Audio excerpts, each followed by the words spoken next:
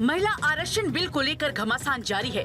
BJP ने कांग्रेस और Samajwadi party समेत पूरे विपक्ष पर महिला आरक्षण विरोधी होने का आरोप लगाया है।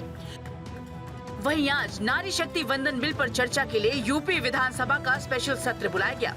सीएम योगी आदित्यनाथ ने भी विपक्ष पर जोरदार प्रहार किया।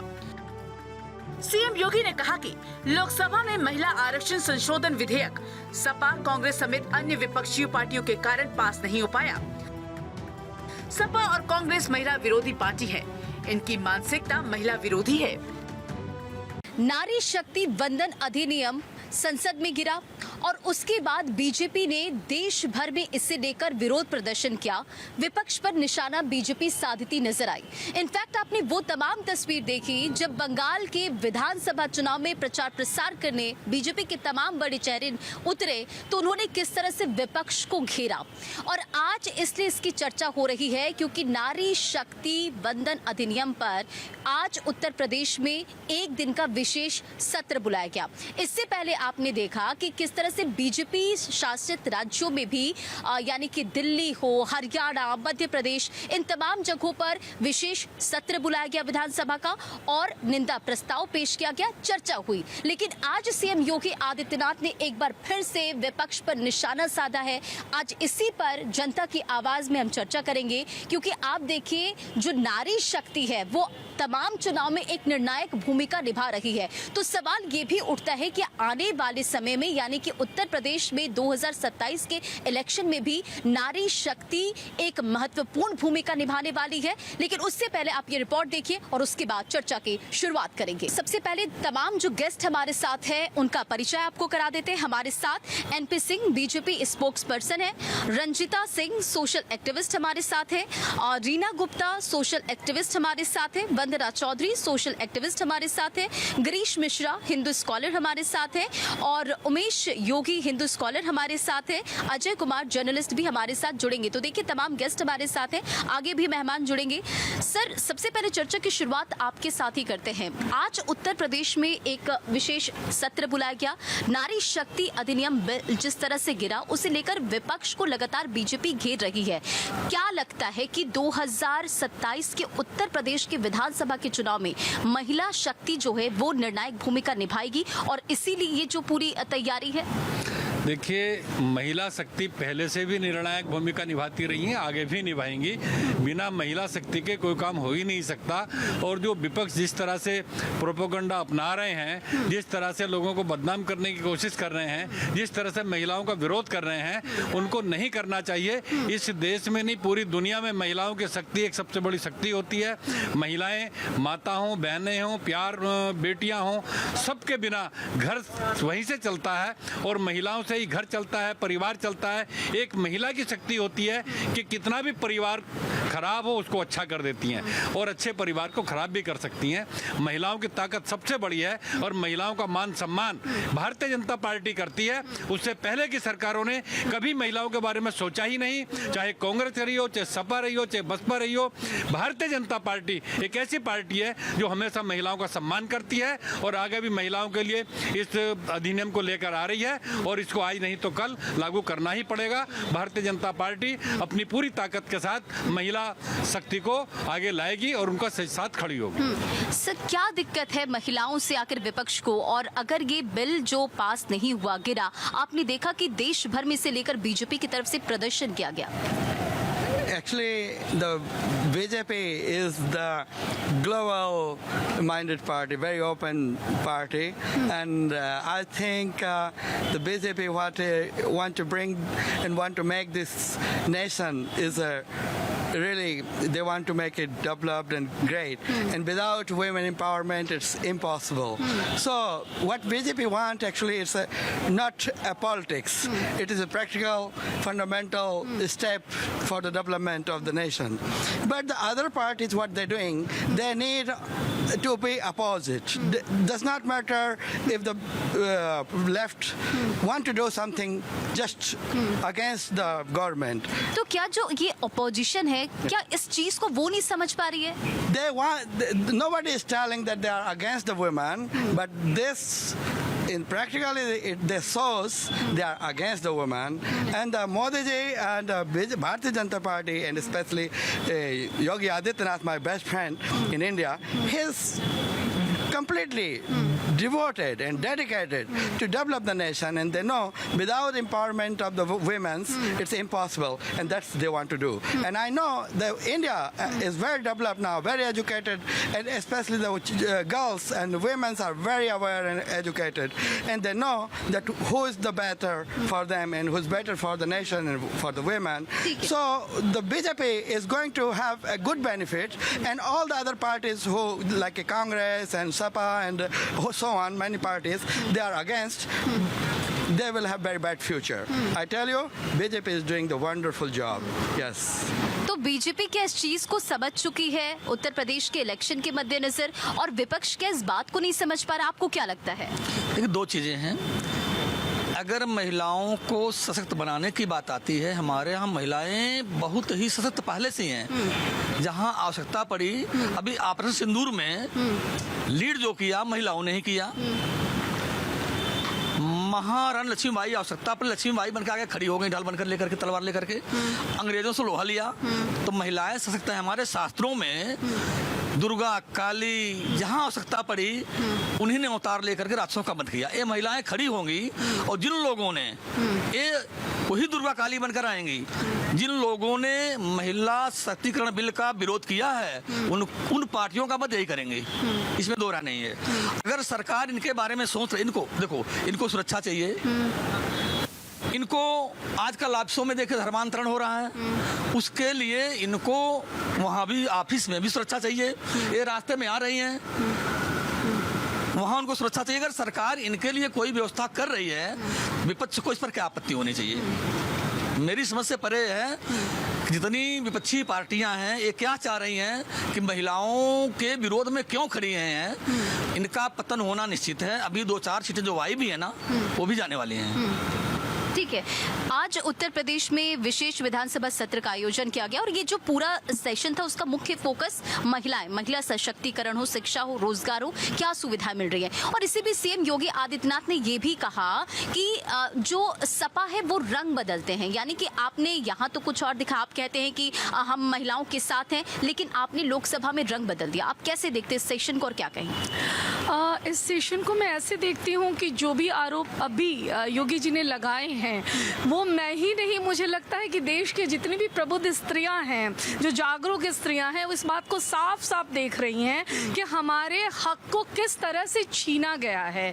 ये हमारे लिए एक बड़ा डिसअपॉइंटिंग मोमेंट था, क्योंकि हम ये नहीं सोच पा रहे थे कि विपक्ष होना अपनी जगह है, आप सरकार का विरोध करें अपनी जगह है, लेकिन आप देश की लगभग आधी फीसदी जो आबादी है उसका अहित कैसे सोच सकते हैं। और अगर आप ऐसा कर रहे हैं तो मैं ये कभी नहीं मान सकती कि आप राजनीतिक, सामाजिक या किसी भी मानवीय स्तर पर संवेदनशील हैं, या आप हम महिलाओं के लिए कुछ बेहतर सोच रहे हैं। जितने भी विपक्ष की पार्टियों की वजह से ये बिल पारित होते होते बचा है, मुझे नहीं लगता है कि अगले किसी भी इलेक्शन में कोई भी महिला वोटर इस बात को भूल सकेगी।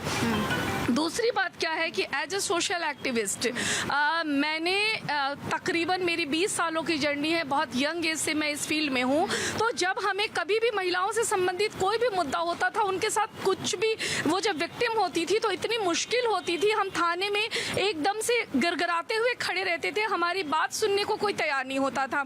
अभी खासकर उत्तर प्रदेश में योगी जी ने जितनी अच्छी सुरक्षा की व्यवस्थाएं कराई हैं, आप एक हेल्पलाइन पे फोन कीजिए, सीधी पुलिस की गाड़ी आपके पास आती है, विक्टिम के पास आती है। She not need to go at police station. महिला आयोग में भी आप बाई फोन अपने सारे कंप्लेन करा सकते हैं।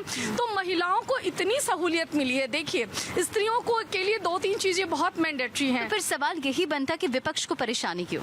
विपक्ष को परेशानी मेरे ख्याल से शायद ये है कि उन्हें ये लग रहा था कि एक इतना बड़ा काम जो वो अपने शासनकाल में नहीं कर सके, अपने कार्यकाल में जो नहीं कर सके, अगर उसका सेहरा जो बोलते हैं उसकी क्रेडिट जो है बीजेपी को मिलती है, तो शायद अगले कई सालों तक, मतलब अगले कई मेन चुनावों में उन्हें इस बात का एक डर, एक आशंका रही होगी कि हमारी वापसी संभव नहीं होगी। मैं तो सीधे इस चीज को यही देखती हूँ, क्योंकि औरतों की बात करें तो देखिए सुरक्षा, स्वावलंबन और सम्मान, 3 चीजें औरतों के लिए बहुत जरूरी होती है, जिन 3 चीजों पे बहुत बेसिक तरीके से योगी जी ने काम किया है। सुरक्षा का मैंने आपको बता ही दिया, स्वावलंबन में भी इतनी ज्यादा चीजें हमारे लिए स्कोप्स दिए जा रहे हैं, और सम्मान की बात है तो हर छोटी चीजों में जो एक रिकॉग्निशन होती है, कोई औरत काम करती है तो क्या चाहती है कि बस उसको एक पहचान मिले। तो हाँ, तो उसे सिर्फ ऐसा नहीं है कि लोकल एनजीओज कर रहे हैं, गवर्नमेंट भी अपनी तरफ से हर चीज में, हर फील्ड में महिलाओं को चिन्हित कर रही है, सम्मानित कर रही है, और उनके क्रेडिट को पूरी तरह फ्लैश ऑन किया जा रहा है। तो ये सारी चीजें जो है, मुझे लगता है कि महिलाएं इससे जरूर प्रभावित है, और पूरी तरह से ये सही बात है कि 27 में देखने को मिलेगा। ठीक है, क्या नारी शक्ति उत्तर प्रदेश 2027 इलेक्शन में एक निर्णायक वोट बैंक बनेगी? देखिए रंजना जी, ये बिल्कुल स्लोगन बहुत योगी जी ने जो दिया, नारी शक्ति 2027 कल्याण होगा और इम्प्लीमेंट होगा, ये एक चुनौती भी है और एक वादा भी। और जो आदित्य योगी नाथ जी ने अगर इसका संज्ञात किया है तो ये वादा पूरा भी होगा, ये चुनौती पूर्ण भी होगी। उसका असर आपने अभी 2026 बंगाल के इलेक्शन में देखा होगा। जितना इस समय अगर हम आधी आबादी हैं तो इलेक्शन में भी उससे ज़्यादा बढ़ चढ़ के हम लोगों ने हिस्सा लिया। वहाँ की आज 50% की लेडीज़ ने चाहे कहीं भी थी, ऑल ओवर इंडिया आई और इलेक्शन में उन्होंने वोट दिया। उसमें एक यंग जनरेशन भी थी, जिसमें एक लड़की का इंटरव्यू आ रहा था। उसने कहा कि मैं इसलिए आई हूँ कि मैं आदित्य योगी नाथ जी को सुनने आई थी, जो उन्होंने क्या, अगर मेरे वो बंगाल में होता है तो मुझे यहाँ से शिक्षा के लिए बाहर नहीं जाना पड़ेगा, मुझे रोजगार के लिए बाहर नहीं जाना पड़ेगा। और रही बात जितना ये विपक्ष है जिन्होंने ये कहा कि इस बिल में ये दोष है या ये दोष है, मैं उनसे ये पूछना चाहती हूँ कि क्या ये इम्प्लीमेंट केवल उनकी घर की महिलाओं पे ही होगा? हम अगर 33% हम किसी से मांग नहीं रहे, ये हमारा राइट है। हम आधी आबादी, हमें 50% मिलना चाहिए। अगर आज सेंट्रल गवर्नमेंट ने हमारे लिए सोचा है कि हम 33% इन्हें दें, तो अगर आप देखेंगे इतिहास भी उठा के देंगे कि महारानी लक्ष्मीबाई से लेके अहिल्याबाई होलकर से लेके और आज के समय में जो हमारी पायलट थी उन तक अगर आप देखेंगे, चाहे खेल का जगत हो, चाहे आपका मिलिट्री फोर्स हो, चाहे किसी भी फील्ड में देख लीजिए, हमने अपना आप को सिद्ध किया है। यही बात अगर इम्प्लीमेंट होनी चाहिए तो ये पुरुषों पे भी होनी चाहिए, ना कि ये परिवारवाद होना चाहिए कि आपके फादर हैं तो आप ग्रैंड फादर हैं, आपके ग्रैंड सन है तो आप उस राजनीति में आएंगे। नहीं, आज उसके लिए जो ये चेतना जागी है, जो हम लोग आज सड़कों पे हैं, हमने भी रैलियां निकाली, हम भी चेतना के लिए, क्योंकि आज मैं एज एक एडवोकेट और जो मैं लोग में समाज में देखती हूँ, मैंने 20 साल तक 7 स्टेट में एक वेलफेयर का काम करा है, जहाँ पे लोगों को रोजगार, उसमें सबसे ज्यादा पीड़ित कहाँ है? लेडीज जो आती हैं, उन्हें खाने के लिए नहीं, लोगों के अंदर, हमारे यहाँ जो औरतें हैं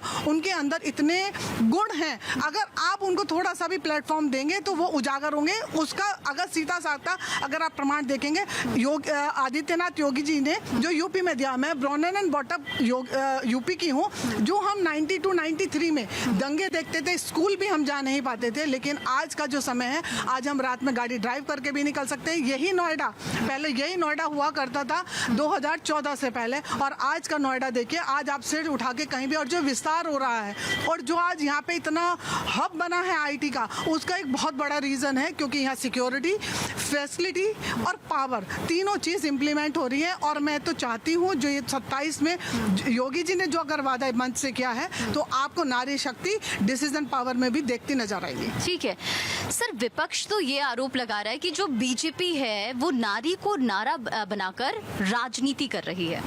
देखिए, विपक्ष को मैं एक बात पूछना चाहता हूं कि अखिलेश जी डिम्पल जी को क्यों मैदान में लेकर आते हैं, क्यों उनको सांसद बनाते हैं, क्यों उनको एमएलए बनाते हैं? प्रियंका जी क्यों मैदान में आती हैं? प्रियंका जी, सोनिया जी क्यों मैदान में आती हैं? अगर उनको स्त्रियों से तकलीफ है तो वो क्यों मैदान में आती हैं? उनको स्त्रियों से तकलीफ नहीं है, उनको इस देश की महिलाओं से तकलीफ है। उनके मन में एक ही चीज़ है, मेरे परिवार की महिला आगे चलनी चाहिए, मेरे परिवार के ही लोगों को आगे बढ़ना चाहिए। दूसरे लोग बीच में आते हैं तो उनको तकलीफ होती है। आप आज यहाँ पर भी पाकिस्तानी सोच को लेकर बैठे हैं। पाकिस्तान के अंदर आप जाकर देखिए, महिलाओं का सम्मान नहीं है, महिलाओं को एक एक आदमी 4-4 बीवियां रख लेता है। तो यहाँ पर ये हिंदुस्तान है, हिंदुस्तान के अंदर महिलाओं का सम्मान होगा, महिलाओं को शक्ति मिलेगी।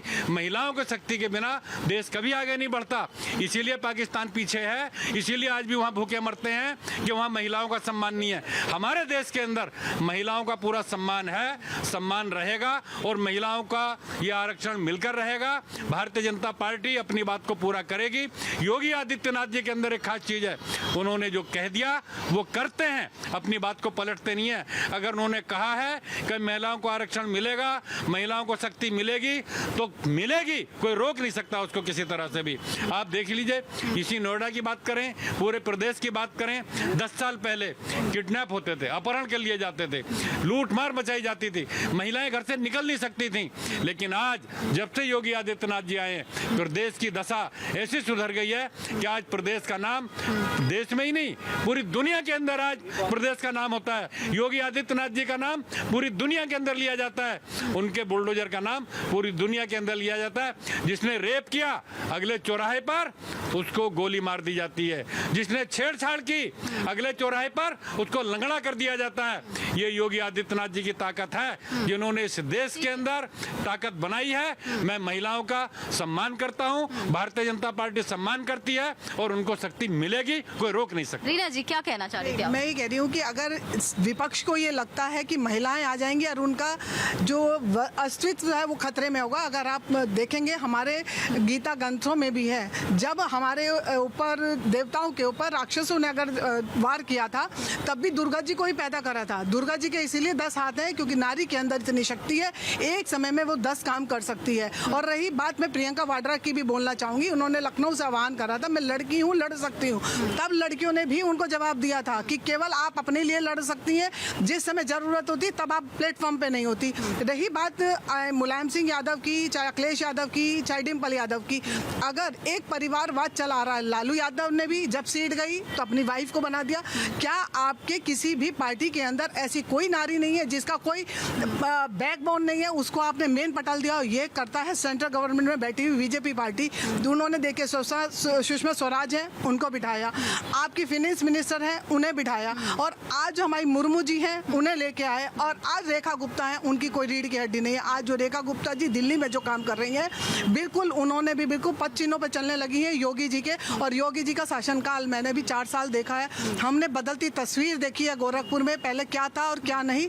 मैं तो इतना और शायद यही वजह थी कि इस बिल को पास कराने की कोशिश थी ताकि आधी आबादी की जो भागीदारी है वो बढ़े। लेकिन पंजाब में भी अभी एक पंजाब में क्योंकि इलेक्शन होने वाले हैं, वहाँ भी लोगों ने कहा कि अगर योगी नाथ यहाँ पे आ ही जाएं तो भी यहाँ पूरे देश में बीजेपी प्रचंड बहुमत से जीतेगी, क्योंकि योगी जी का नारा अगर है कि अगर किसी ने अपराध किया है तो बुलडोजर चलेगा तो चलेगा। इसीलिए आज जितनी भी लड़कियां हैं, हमें कुछ फ्री नहीं चाहिए।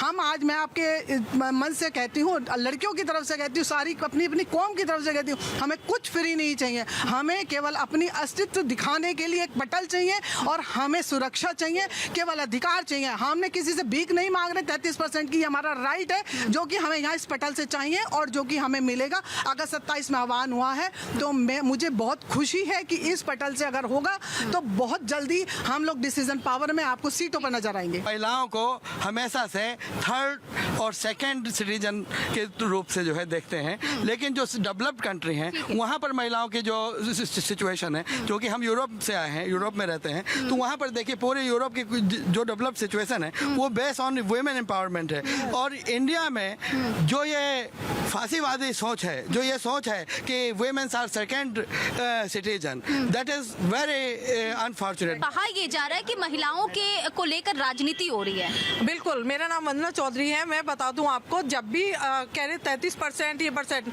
मैं हमेशा से आधी आबादी आधी हक की लड़ाई लड़ती रही हूँ। पिछले 25 सालों से मैं इसी बात पे अड़ी हूँ, पर यहाँ 33% पे ही है। 2010 में जब ये बिल लाया गया, पहले इसको वही जोड़ डाल दिया गया इसमें कि पहले लोकसभा में ले गए, जबकि पहले राज्यसभा में जाना चाहिए था।